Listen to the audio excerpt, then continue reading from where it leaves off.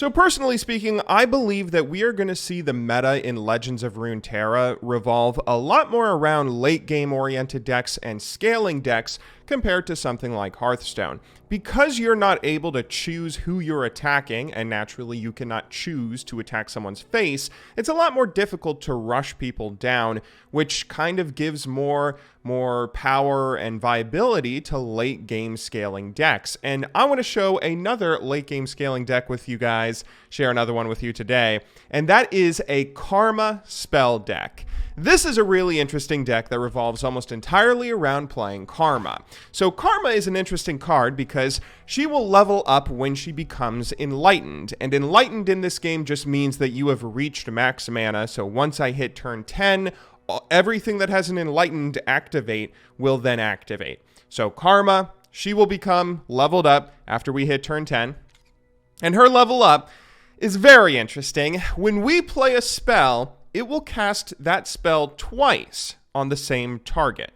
So what that means is we can get some really interesting synergies going. If we want to use a Battle Fury, which will give a +8/+4 to any card, when we use that Battle Fury, it won't give +8/+4, it will give +16/+8.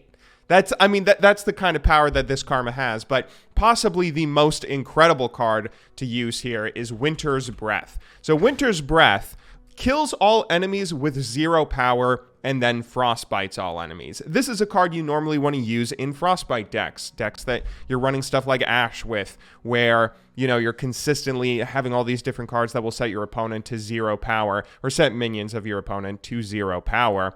But here, if we play this while we have an Enlightened Karma on the board, it will, firstly, likely do nothing because there might not be anyone on my opponent's side with 0 power, but then it will frostbite all my enemies and set everyone to 0 power. Then the card will activate again, killing all of the enemies and completely wiping the board, which is a pretty solid active. I mean, this is a very fun card to use in this deck. There's a couple other Enlightened cards that we will be trying to see if we can maybe use a little bit of. Cloud Drinker here, where our spells cost 2 less instead of 1 less, our burst spells at least.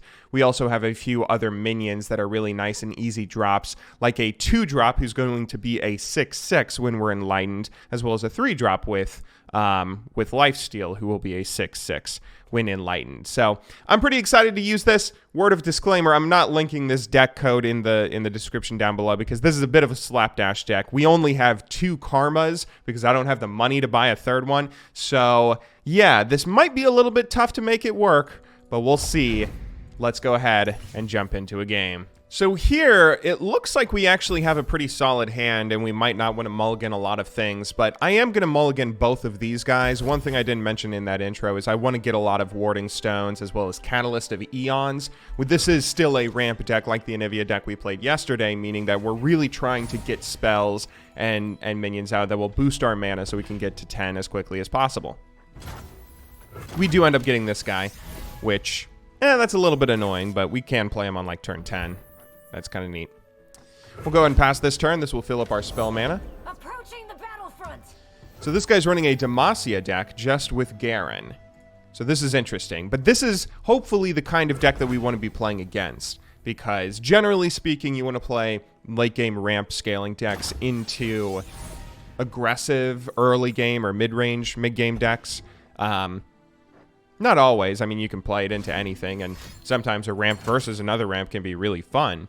But at the same at the same time, there's a lot of stuff that we have that can really be broken and can be used to abuse. Used to abuse people that go really heavy for early aggression. I will not block any of that. I want to keep this Warding Stone alive as long as possible. And we will pass.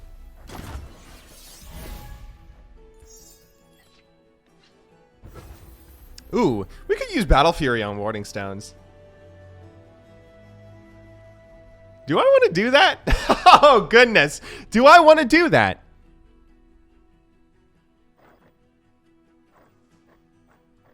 Oh, this is tough. I'm going to. Just because why the heck not? An 8/8 Warding Stones. Let's go. All that talk about this being a late game ramp deck, and now we're suddenly on the aggro. We're on the aggressive with an 8/8 that we essentially got out here on what? Turn 4? Turn 5? No, this was turn 4, wasn't it? Yeah, exactly. That's what I'm saying, right? This is a pretty awesome. Maybe I should have played him and then used it on him because he does have lifesteal, which is kind of neat. Lifesteal is the thing that will heal my Nexus when he deals damage to something.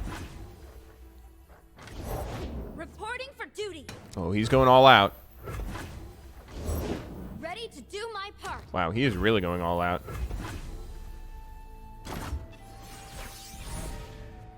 So he got to get those guys to 0 cost because he summoned 2 of those. Okay. Fair enough. What's that going to do? That's going to set my Nexus to 0. Or not 0. 4. If it sets my Nexus to 0, I have to do something. I think I'm going to chill, though. I'll go ahead and use this. Just for the sake of it. But then I'm going to skip the block. Yeah. And the reason being, next turn I can use Ritual of Renewal and heal my Nexus. Ooh. This is an interesting deck. I think these are all new cards that were just added to the game because I don't recognize those, honestly. So I'll go ahead and use this, and yeah. And then I will drop another Warding Stones. Captain Crownguard. Call me Garrett. Okay, this is looking a little bit scary. We'll drop another Warding Stones here. He's probably going to use both of these guys to kill the 2 Warding Stones, presumably. Which, if he kills both of them, then we won't be enlightened next turn. We can use Frostbite, though. The reason I'm not really worried about him attacking right now and potentially winning the game is because... Yeah, how are you going to do this? That sets me to exactly 0, so I do have to use Harsh Winds here.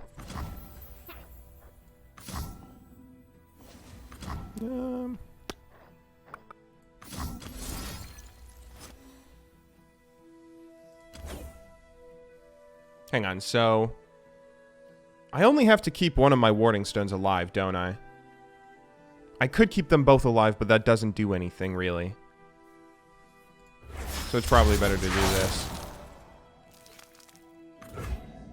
That will set me to 8. I'm thinking about using this, but I don't know if I should.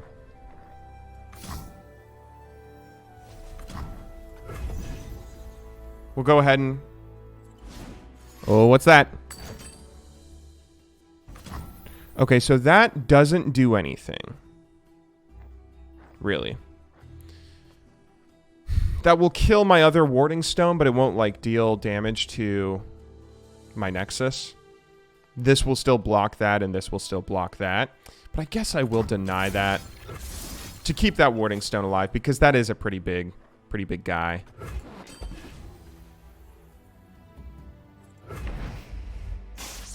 And I do, you know, I have plenty of spells. Okay, so this is getting interesting. This is getting interesting. So now... Now I think I need to start dropping some things. So I think I'm just going to drop all 3 minions that I have. My path is clear. I'm going to drop the Karma as well as the Feral Mystic. So this is the reason why these cards are so good, even though it's like, hey, it's a 2-drop. Why do you want to play it when you're at 10 mana? Because when you get to 10 mana, it's actually very useful to be able to play multiple minions out of your hand that even though... this doesn't really do anything, right? I don't really care. Even though, you know, it doesn't make that much sense because, hey, at 10 mana, I could go ahead and use, use more mana to drop something good. This still has quite a lot of value. So, anyway. My spirit is an unquenchable fire. Here is our Enlightened Karma coming down on the board. Bring peace to Ionia. I will not attack with Karma because I do want to keep her alive, but I will attack with, I think, everything else. Do I need to keep this Warding Stone alive? I don't think I need to keep this Warding Stone alive.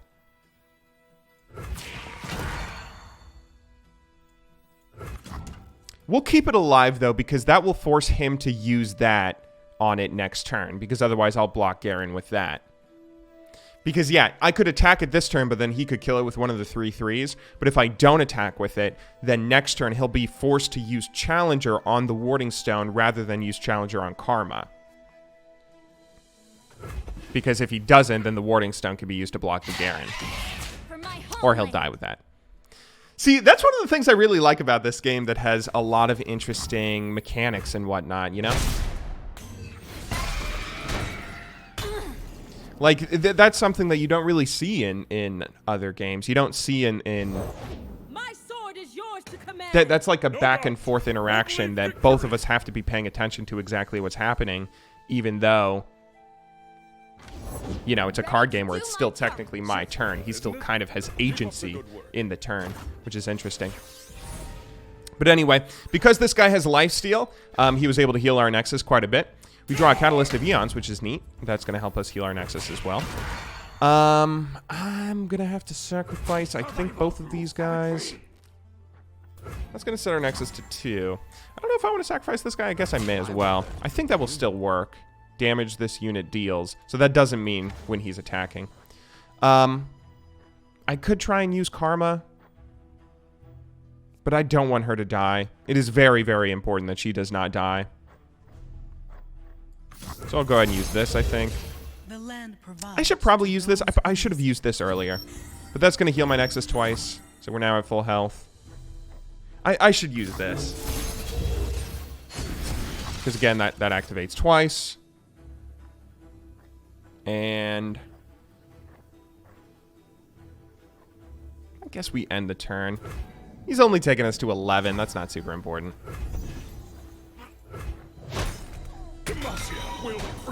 That's nice that we killed the Garen, though. Maybe I shouldn't have done that healing. I forgot. Oh, I could have set that up differently. I messed up. That was a misplay. Because it attacks left to right, if I put that guy with the lifesteal over and blocking the guy on the right, then the other two would have damaged the Nexus. Then he would have damaged the guy, and then that would have healed our Nexus. So that was a misplay on my part. Oh, this is interesting. Okay. We'll create 2 Enraged Yetis at the top of our deck. This is another new card that was added this patch, Enraged Yeti, which is a 1-drop 5/5, which is obviously very good, but he doesn't exist as a regular card. You have to do a few things to make him exist, you know? I don't know if I just want to be drawing 4 Enraged Yetis. I can use that again. To the field. Because I don't have a lot of card draw, you know? He has so many things. This is getting a little bit scary, actually. Especially because I just put those Yetis at the top of my deck. And I don't have any card draw either. I need Karma to create a spell that gives me card draw.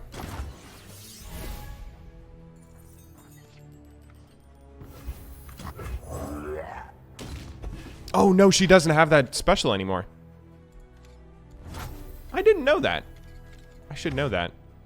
Okay, so I'm gonna go ahead. Oh, no. Now we use this. If you have a Yeti, summon an Enraged Yeti. I forgot about that part of the spell. Dude, I need to read cards. I can't read names. I can't read cards. Oh, that is beautiful. And then Karma makes that activate twice. So that will summon 2 Enraged Yetis. And now we can attack with all of them. And then if anything tries to kill the Karma, we can use Frostbite on it or give Karma Quick Attack. We'll see how he sets up to defend this. I'm ready. He has an interesting strategy because he's clearly trying to, like, flood the board and everything, right? And I was getting worried because I just put too many Enraged Yetis at the top of my deck. But I think we're fine. So we'll use that on Karma. That'll give her Quick Attack so she won't take damage. Which maybe I didn't need to do that. This guy does have, like, you know, what's obviously a very rush-heavy deck. That I shouldn't assume that he has a million spells and everything to kill me. Or to board clear. A Demacian soldier is worth tenfold. Yeah, this is really interesting. He's just flooding the deck, dude. Or flooding the board. So he has 4 Demacia, so he's going to give all his allies +3/+3, but I don't think that's going to matter. I have Frostbites, I have Yetis.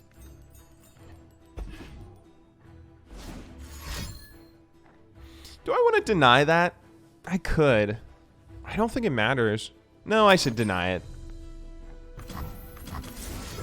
I'll deny it. I'll stop it. I'm thinking I don't think it matters because I have Frostbites and because there's, you know, I already have plenty of things that can stop them and block their damage. I'll go ahead and place a Yeti now, though. And we have a very strong board if he wants to attack. And, you know, he says no. Ends his turn. Okay. So now let's just attack. This is interesting. We haven't gotten a lot of cards that I was expecting to use this game. I'll probably play another game after this one just to hopefully show you guys a little bit more in terms of some of these examples. But, you know, normally I'm expecting to... I'll use that too. Make sure Karma stays alive. Normally I'm expecting to get that 7 mana wave clear Frostbite card. I'm expecting to get, you know, a lot of different things that we have not really drawn this game, but it is still clearly working out very well for us. If I were to go ahead and go back and edit the deck, the one thing I would maybe include is a little bit more card draw. I'm not sure if I do have any card draw, actually, as is right now, but...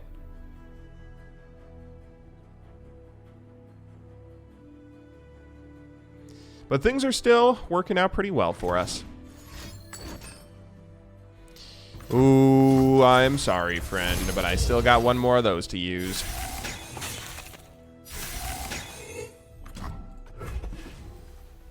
He really wanted to kill that.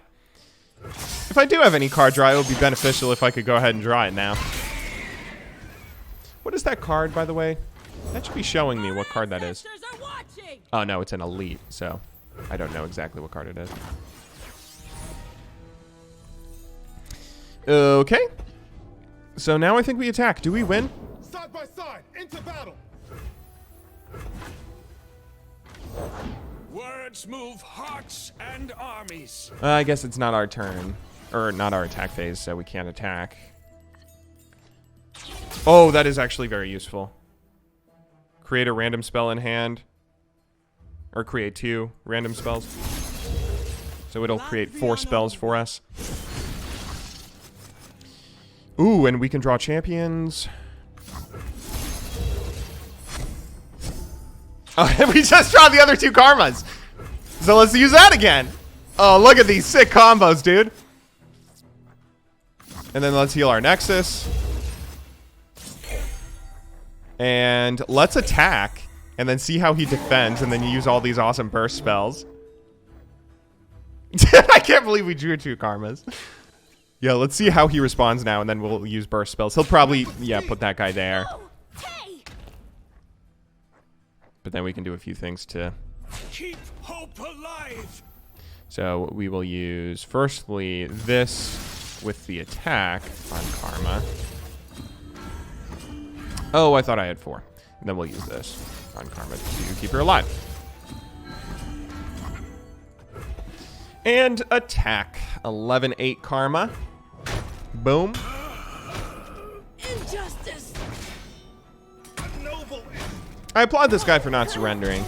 I feel like I say this quite a bit when I'm playing this game, but one of the things that's a little bit frustrating is like right here. You know, when a guy knows the game is over, he kind of, most people just surrender.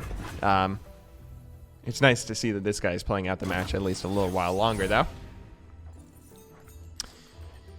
Okay, here is another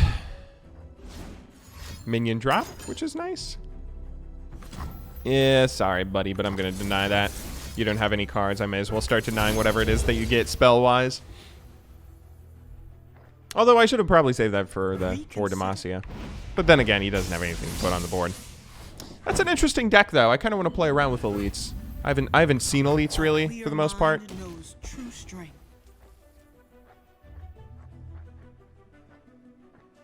I may as well use this.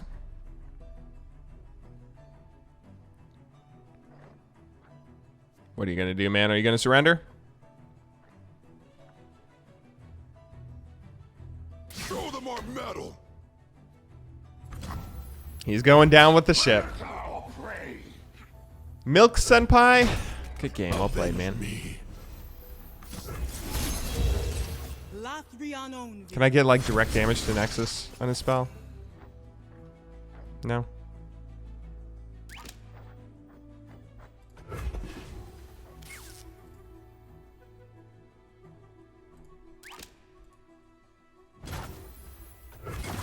We will end the round and attack.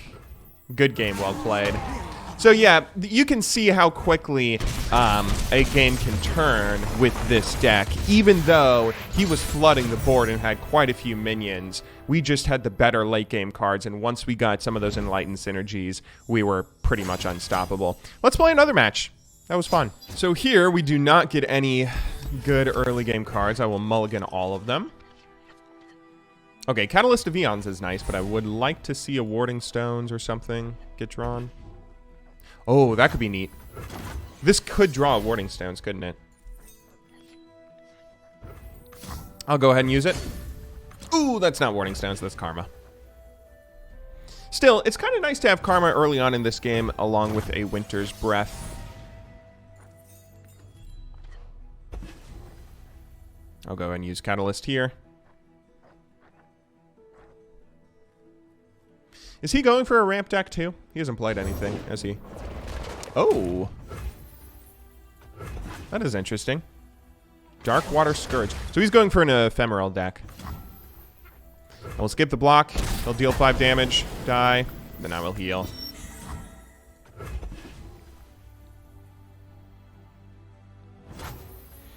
And end the round. Okay, this is interesting. This is very interesting. Okay, so I'm getting a lot of these early drops. I guess I'm going to go ahead and drop Karma here. It's a little bit risky. He hasn't done anything this game except for play 1 card. He has 7 mana. This is dangerous because he could definitely kill Karma. Yeah, I shouldn't have done that. I shouldn't have done that until I had mana to also use Deny. That was especially silly because I only have 1 other Karma in this deck. But I was thinking, you know, may as well do something at this point. I mean, I don't really have anything else I can play, and if I could get the Karma out, and then if she did live, I would have, you know, a number of turns to get that spell bonus thing. Yeah, I don't really care. You can go ahead and attack my Nexus if he'd like to. We do have the War Mother's Call, so we should be able to get Karma through that if we need to. This is a really interesting deck. I think this is another new card that was added this expansion, or this patch. I don't think I've seen it, and I don't really know what his entire strategy is. God, okay, I have to start placing some of these guys. I probably should have placed them earlier. I assume, I actually haven't ever played them before max mana. I assume the Enlightened still counts, you know?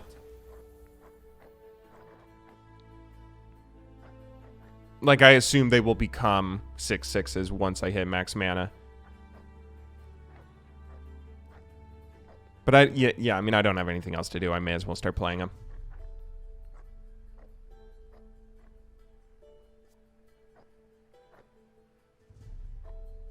What are you gonna do, friend? Ooh, Heckin. Summon 2. So he's attacked with 8 ephemeral allies.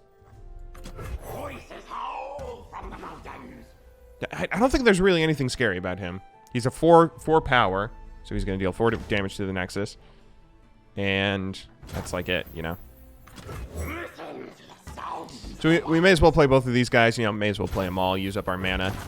See if it does end up working when we do hit our max thingy.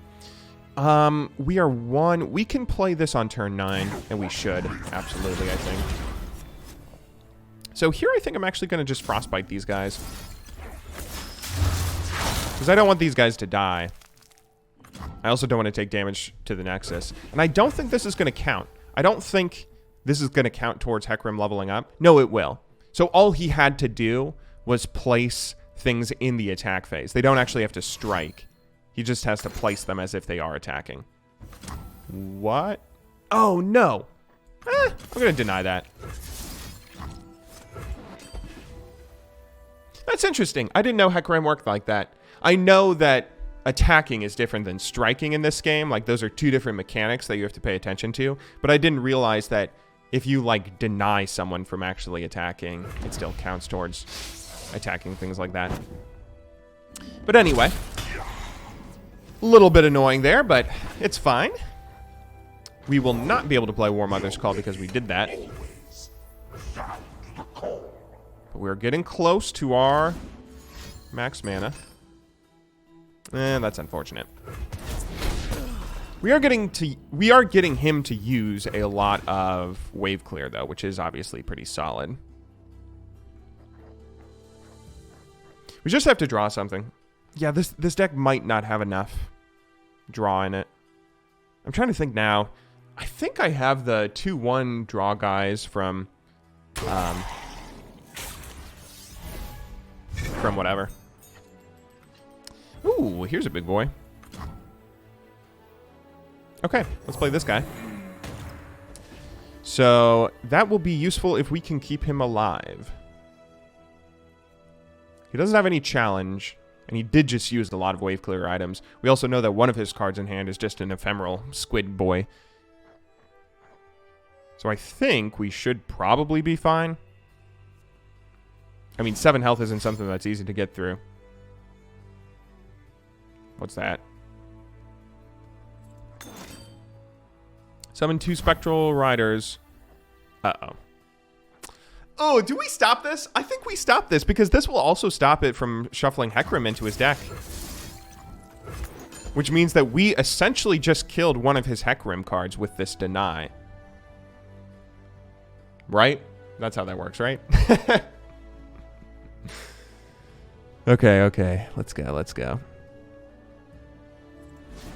Uh-oh, what's that? That's fine. I don't really care.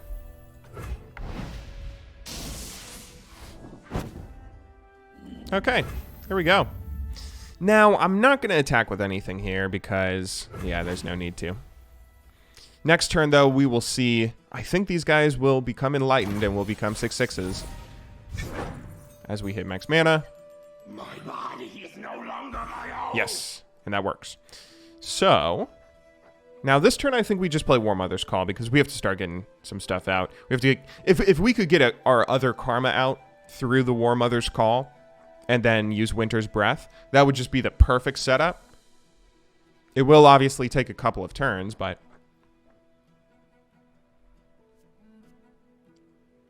But, I mean, we should be able to survive a couple of turns. Even though he did get us down to 10 health, he's not really in a position where he can attack. He already wasn't really in much of a position where he could attack. But now that these guys are 6/6s, they can potentially kill both of the things he has on board. So this is looking pretty good. And yeah, I will use this turn.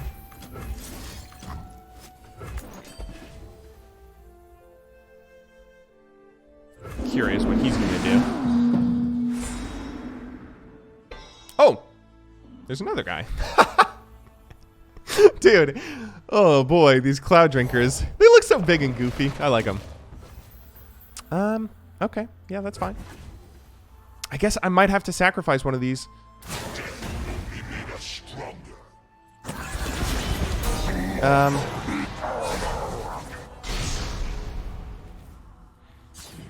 So he's a 5/7. Survival through savagery.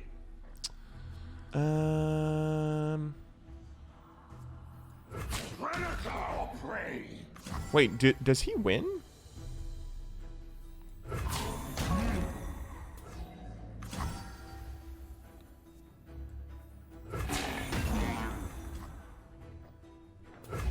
No, he doesn't win. I guess I have to do this, though.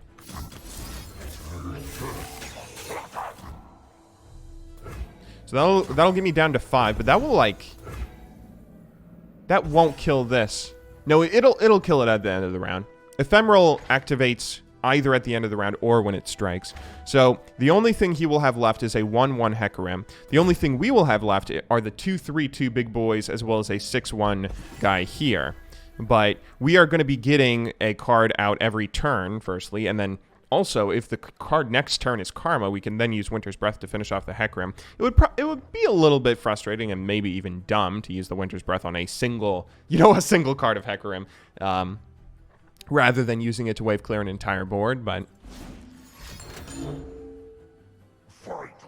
Okay, I'm fine with that.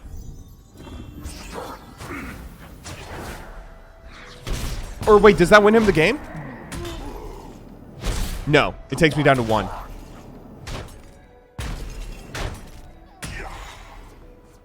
Ooh, okay. 1 health to 20. This is where the comeback begins. We have, yes. Oh, that is exactly what we needed. And then this is nice too. Oh, I should have placed that first. Oops.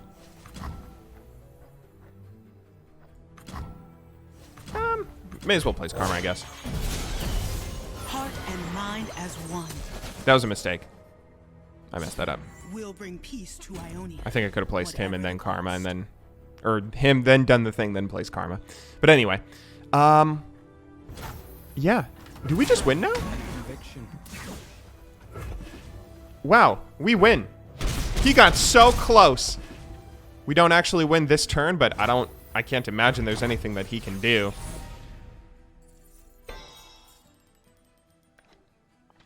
This is the thing that's really fun about ramp decks. I don't know if you guys like watching this or if this makes you sad or mad or upset, but I love it.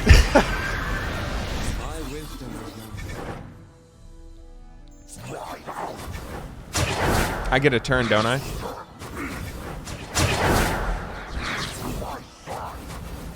Oh, I am so sorry. Actually, I'm not sorry at all. Oof. Oof. Look at this combo. Look how scary his board is. It's his attack turn. But...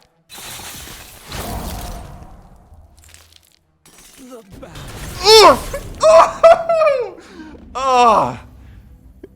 Oh, I'm so sorry, bro. Good game. Well played.